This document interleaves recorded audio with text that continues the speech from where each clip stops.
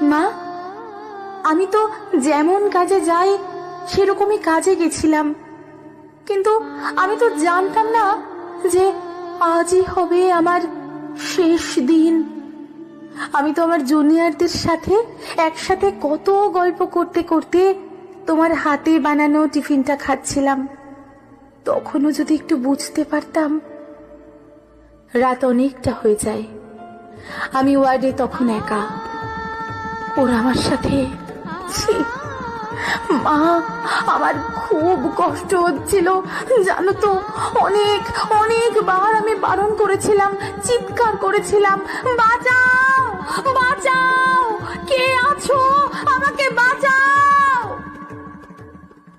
কিন্তু কেউ আমার চিৎকার, আমার আর্তনাদ শুনতে পায়নি জানো তো।